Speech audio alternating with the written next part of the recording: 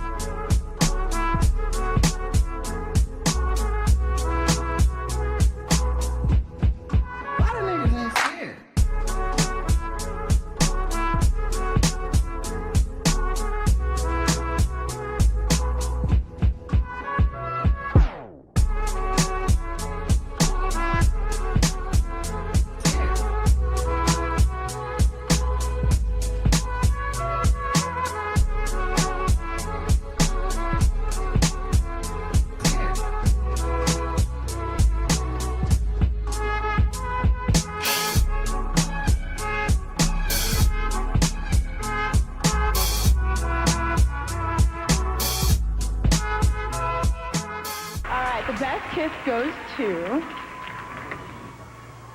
Oh, it's the fellas. To all of the gay and lesbian kids out there tonight who have been told that they are less than by their churches or by the government or by their families, that you are beautiful, wonderful creatures of value, and that no matter what anyone tells you, God does love you, and that very soon, I promise you, you will have equal rights federally across this great nation of ours. I want to dedicate this to the LGBT community all around the world. I stand here tonight as a proud gay man, and I hope we can all stand together as equals one day. Thank you so much.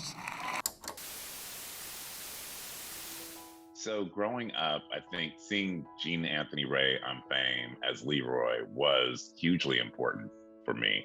I think it really helped shape my identity of myself. It was, I wasn't super clear. I was in high school. I wasn't clear that he was queer or not, but I felt a kinship to him. I felt a connection to his spirit and his energy. And I was super creative growing up. I still am. And I think sometimes, that was looked upon kind of like, why aren't you playing sports? Why aren't you doing these other kind of typical masculine things? And I think seeing Gene Anthony Ray, and he had a very revolutionary spirit and energy. And he was, very,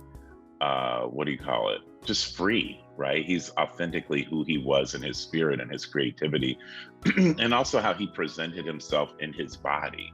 And I think that was really, really helpful for me because it kind of gave me permission and visual language of how I could be and move through the world. There have been many studies about the fact that, kids, all it takes is having one person that supports them for them to do better, to survive, to not struggle with suicidal ideation, to be able to build self-esteem. And I think it's particularly difficult for queer and trans kids. I think that there are lots of reasons why young people can struggle, whether it's because they have whatever it is with their markers of identity. If it's because they're living in poverty, it's because they're disabled, whatever it is, it can be something that's very difficult growing up different. And for LGBT kids, I think it's especially hard if they don't even feel comfortable like being honest about who they are, and they don't have anyone at home or at school that can let them know that like who they are is perfectly normal, is perfectly human, is perfectly beautiful and worthy of love. So we're at a very interesting time. I think there's definitely way more LGBTQ plus BIPOC representation across the board than I've ever experienced in my life. So I'm really happy about that. I think that we have to be, we still have to push to have kind of a broad spectrum of representation and not always be the sidekicks or the best friend. This is the color I want. This is Damien. He's almost too gay to function. Like, we want to be the main characters, right? And tell very, very full stories. And I think within the spectrum of LGBTQ, there's so many nuanced, powerful stories. So I'm grateful when I see Billy Porter doing a trans youth story. You're transitioning so young. I just want to tell you how brave you are. It's not that brave if you're just being who you are. I'm excited to see Coleman Domingo playing Bayard Rustin, and just all these young people who are coming out on TV and telling their stories. But we need more. We definitely need more. I think that is a great effort that people in that media are making to gain a space to show these representations, this opportunity to show these issues that is at the end not issue at all. Spain have a lot of TV shows also, like Veneno, to show the struggle that people in the real life lives with their gender. I don't think all representation is good. It's a difficult thing to gauge, because we're often so desperate for it that we'll take what we can get. There's a whole documentary about this called Cellulite Closet. The myth. To be a gay man meant that you not only did you wear pinched clothes and you had this kind of look on your face, but you carried a purse as well. It's the girls. I think the feeling is two women are together, then it's probably experimental or some kind of phase. And, if the right guy came along, that would all change. It's the guys. That's why people say, oh, I'm a man. Like, being a man is based on who you happen to be boning that day. Like, if like Laverne Cox is like the gold standard of, queer and trans representation, someone like her, or like the cast in Pose, for example. When it comes specifically to trans youth in general, everybody could do something when it comes to that. There's a fight for everyone, and right now we are under a lot of hot fire, and the only way is to speak up. We need to rally around our people. We need our allies as much as possible, and also we need to get down there and show them that we're real human beings, and that there doesn't need to be any kind of investigation when it comes to a child coming to their parent and letting them know who they are. Well, if that's like the gold standard, right? And then there's stuff that's like really horrifying, like Silence of the Lambs, and how that was like a sort of like bizarre, twisted trans character, right? So it's like, it's a spectrum. I would hate to like, prevent people from putting out there like, and trying to make representation happen. And, it's a hit or miss thing. But yeah, not all of it is helpful. And I think anything that, recycles, just tropes and cliches and stereotypes is just never good. Like it's not only is it not good for the community, but it's also not even good like to consume. That people glad assess, supervise the characters, the script in the media for TV shows, for example.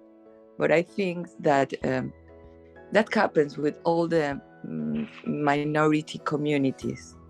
They're a prejudice that maybe can display in terms of in a way, surreptitious way. You know, the world is going to hell in a handbasket, but I do think that this generation is very inspiring. And so I'd love to know, you know, what people that are your age think about what is missing in representation and how it's failing, you know? You know, there's definitely more cartoon characters that are LGBTQ, which is good because cartoons are like the easiest way to get through to kids. Not a lot of kids watch Henry Danger, but a lot of kids watch Encanto. So to see that representation everywhere is going to get it just normalized for kids so kids aren't afraid. So then stuff like the Don't Say Gay bill doesn't happen in 50 odd years when these kids are all grown up and in parliament. Speaking of queer representation in animation, I love Steven Universe. And it was actually a kid who introduced Steven Universe to me. It was an 11-year-old. And it was her favorite show. And I started watching it and I couldn't believe it. And the way that the show progressed and ended in this really gorgeous, like transgender, for me anyway, it spoke to me as a transgender narrative. I mean, I was just obsessed. And even in more mainstream things like the new Buzz Lightyear movie, the fact that like it's just like a regular part of the plot that it happens to be that his best friend and partner happens to be a lesbian and she has this family, you know, and it's not there's no big to do about it. It's just a part of the character. I really like that. I really appreciate that. And that's not something I ever thought I was going to get to see. I didn't think I would get to see that in growing up. I mean, it would be really cool to have a mainstream movie where the main character, you know, is LGBTQ and in a blockbuster animated film, and that it also is handled in that way, that it's just like a part of who they are. I really like shows like that don't mention that it's gay or a part of the LGBTQ plus community or that there's something else going on, that they just make it normal. Thing like in the Buzz Lightyear movie, where one of the main characters was. I never thought I would get to see that. Like growing up, I was like, we'll never see that. And I'm really grateful that your generation has more permission, has more freedom to kind of express yourselves. You know, I didn't have that growing up. I'll be 55 this year, and it's like, it was very different. You know, it's very kind of, you had to hold everything close and everything was like a secret. And so I think, you know, again, watching Gene Anthony Ray on Fame, and also that he went to a performing arts school and all the other kids were like super creative and kind of living their dreams, that all of that, it's like I could see myself fitting in. And that I think was hugely important for me. I think that every time is more close for people to see in the media, the unnatural, to see that kind of representations in the media. Because for me, I speak about the presentations, the diversity of the sexuality presentations. There's nothing new about. We can find in the beginning of the civilization these forms of live the sexuality and the identity also. So now is more visible for us. So it's important that the media shows that, but in the natural way, not in the mystery way or like a weird ways or the strangers. So they are the strange people, the monstruo. You know Paul Preciado? For instance, the gay and lesbian movement or the LGBT movement, even the transsexual movement, the question would be like, is our objective, our aim within these movements is to define and redefine identity and make identity visible and construct identity, or maybe is to invent new practices of freedom? And I think a lot of us queer folks have this. It's like being our most authentic selves, right? When it's a little bit scary because we're breaking down barriers and we're crashing through ceilings and we're pushing back against the status quo. And sometimes that can be scary, but it's definitely worth it. But we also have to be concerned about our safety. It's always better. It's always better to be able to be honest about who you are as soon as possible, as soon as you can, because then you're more able to love yourself. You can't love yourself if you're not being honest about who you are. Then any love that you build is really false. It's fraudulent. It's an artifice. You can't love yourself until you can accept yourself and be honest about who you are. And it took me a really long time. And frankly, if we'd had better representation in media, then maybe it wouldn't have. And maybe it wouldn't have taken me this long, and maybe I could have learned to love myself sooner. Back and forth, just like a clock, love two hearts to share. Up and down in total shock to love's blind eyes compare. There again and back once more, hearts love will never fear.